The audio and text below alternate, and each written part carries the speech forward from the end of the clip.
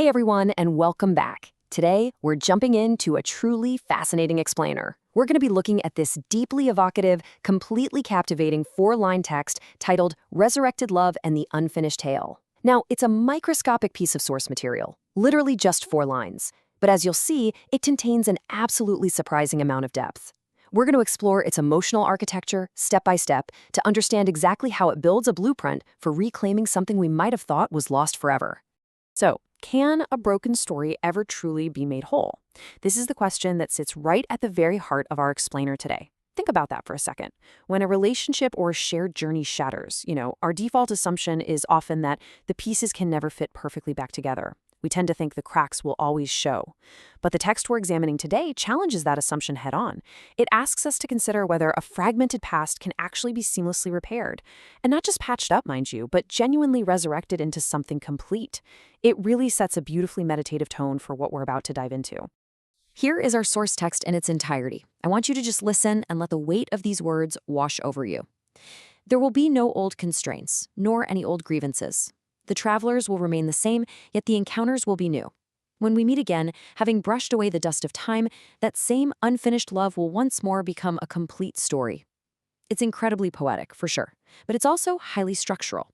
Over the next few minutes, we're going to unpack this beautiful material together, line by line, to see exactly how it builds its case for a second chance. Okay, let's dive into this, starting with Act 1, Leaving the Past Behind. Let's look closely at that first line. The author doesn't start with a romance or some grand reunion. They actually start with a fundamental clearing of the ground. They're establishing the absolute prerequisites for moving forward. This is all about the intentional erasure of a negative history.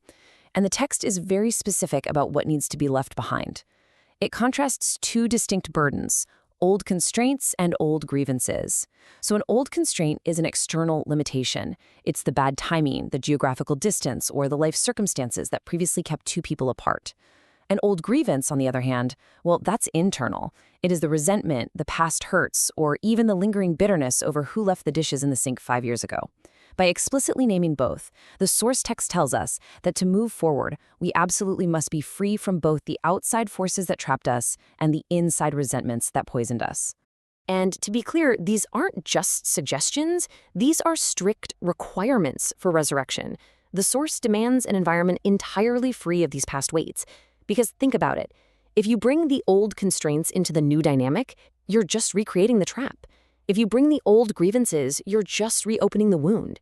The text is making a really powerful claim here.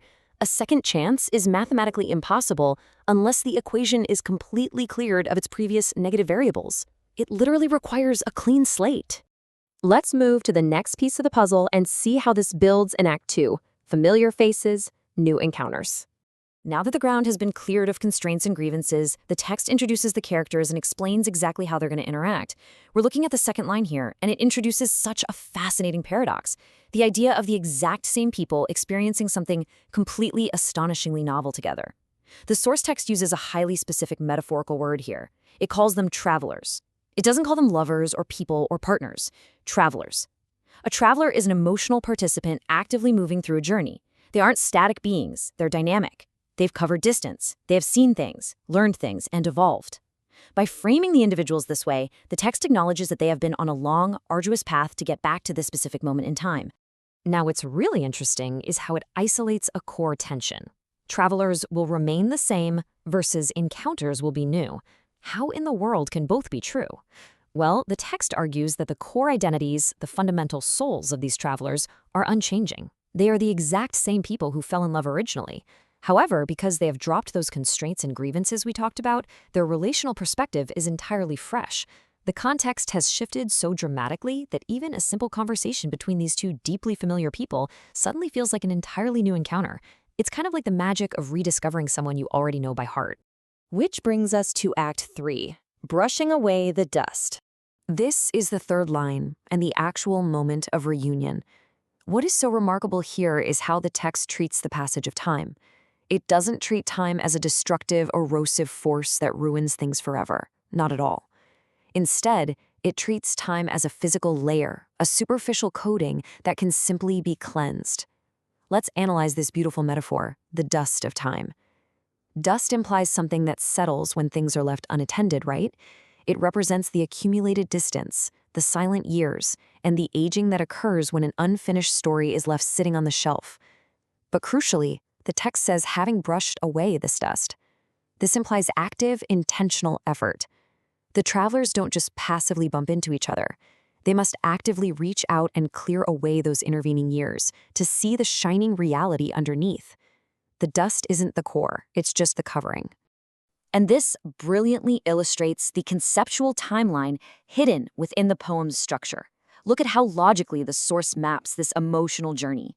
Phase 1 is the past, the unfinished love where the story abruptly stopped.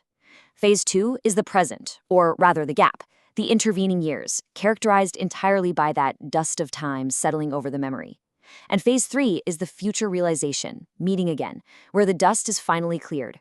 The text masterfully organizes this incredibly complex human experience into a clear, understandable chronological flow. All right, we've made it to Act 4, completing the unfinished tale.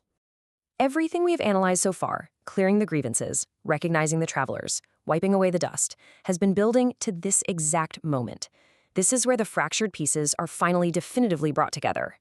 So the crucial point is highlighted in this exact wording. That same unfinished love will once more become a complete story. This demonstrates how the source perfectly resolves the tension established at the very beginning of our explainer. Notice, it doesn't say they will start a new story. It insists that they will finish the old one. It honors the original connection. The love never actually died, it was just placed on pause.